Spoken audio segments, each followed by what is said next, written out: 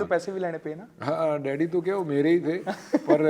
But like ਉਹਨਾਂ ਨਾਲ discuss ਕਰਨਾ ਪਿਆ ਕਿ ਸਾਨੂੰ ਆਪਣੇ हाँ ਪੈਸੇ यार ਲਾਣੇ ਪੈਣੇ ਆ यार ये देखो पेरेंट्स तो पेरेंट्स ही होंगे तो फिर मैं वैसे भी मेरा हाथ बहुत खुला है तो मेरे फादर ही ज़्यादा ਉਹੀ ਬੰਦ ਕੇ ਰੱਖਦੇ ਥੋੜਾ ਜਿਹਾ ਹੈ। ਆ ਦੇਖਿਆ ਸੀ ਤੁਹਾਡੇ ਘੋੜੇ ਜਿਹੜੇ ਹੈਗੇ ਅਸਤਮਾਲ ਚ ਰੱਖੇ ਹੋਏ। ਉਹ ਵੀ ਮੇਰੇ ਪੇਰੈਂਟ ਦੀ का नासूर बनाया हुआ है पर मैं उन्हें बेचना नहीं है कदों पर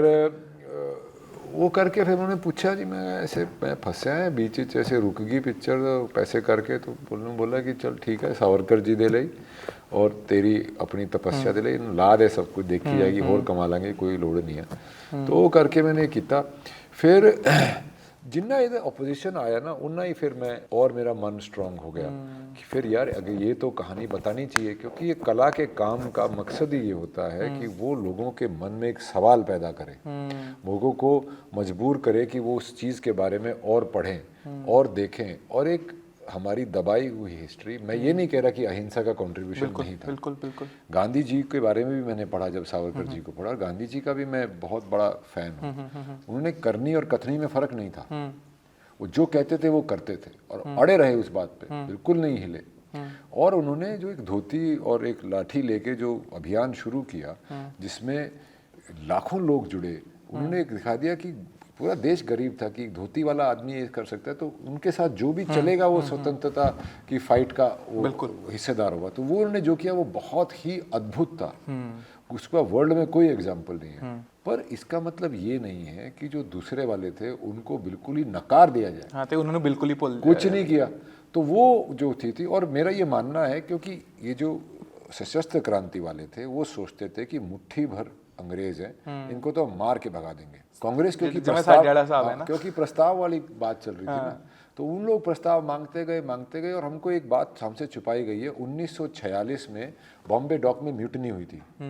20,000 रॉयल इंडियन एयरफोर्स के नेवी रॉयल इंडियन एयरफोर्स और बॉम्बे डॉक के अपने 72 शिप्स वॉर शिप्स जो साउथ ईस्ट एशिया से वापस आ रहे थे बॉम्बे डॉक पे थे उन पे कब्जा कर लिया था तब जाके क्लेमेंट एटली ने प्राइम मिनिस्टर थे उस वक्त तो लेबर पार्टी के तब उन्होंने उनके किंग से बात की थी कि ये अब सशस्त्र देश है क्योंकि सावरकर जी ने बहुत इंकरेज किया था कि इंग्लिश फौज में बोले ट्रेनिंग लो अफसर बनो कमांडर बनो फिर समय बताएगा किस बंदूक की गली किस नली किस तरफ घुमानी है हुण भी तो कर रहे हैं वो आज़ाद हिंद फौज का भी यही था आपको HSRA जैसी ऑर्गेनाइजेशन थी जिसके भगत सिंह पार्ट थे और चंद्रशेखर आजाद उसके सरगना जो थे तो उनकी ऑर्गेनाइजेशन में आपकी एंट्री नहीं थी अगर आपने इनकी किताब नहीं पढ़ी होती 1907 की कि 1857 भारत का पहला स्वतंत्रता संग्राम मैंने स्कूल में 1857 म्यूटनी पढ़ी है इतने सालों बाद ऐसे कैसे जब ये परिभाषा ही बदल गई थी तो ये एक अपन ने सिर्फ मंगल पांडे वाला पढ़िਆ ना हाँ कि वो सिपाही म्यूटनी थी हाँ मैं ਉਹ ਕਹਿ ਰਿਹਾ ਆਪਾਂ ਸਿਰਫ ਉਹਨਾਂ ਕੀ ਪੜਿਆ ਲਾਈਕ ਸਭ ਤੋਂ ਵੱਧ ਹਿਸਟਰੀ ਦਾ ਜਿਹੜਾ ਜ਼ੋਰ ਹੁੰਦਾ ਸੀ 8th ਤੋਂ 10th ਦੇ ਵਿੱਚ ਹੁੰਦਾ ਸੀਗਾ ਤੇ ਇਹਦਾ ਜ਼ੋਰ ਸਭ ਤੋਂ ਵੱਧ ਜਿਹੜਾ ਕਿ पॉपुलैरिटी पढ़ाती जी और ऐसे ही आज़ाद हिंद फौज में भी आपको एक कंबल देते थे फ्लीट देते थे बंदूक देते थे यूनिफॉर्म देते थे और ये किताब देते थे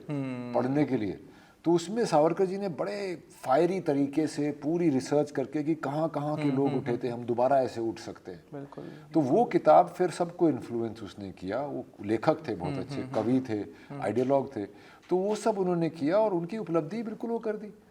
उनको 2 काला पानी की सजा मिली 50 साल बिल्कुल उनको फांसी क्यों नहीं लगाया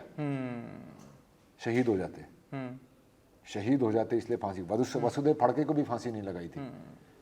उनको भी यहाँ से यमन ले गए वहाँ 3 साल के बाद चुपके से उनको मार दिया क्योंकि एकदम से आप किसी को सावरकर जी जो बने उनके ख्यालात चापेकर बंधु थे 3 बिल्कुल उन्होंने WC रैंड और लेफ्टिनेंट आइस्ट को मारा था और वहाँ से जब उनको फांसी हुई तो सावरकर जी के अंदर वो आग लगी कि वो कर देंगे ऐसे ही अंग्रेज को पता चल गया था कि इनको फांसी मत दो लोग कहते हैं भगत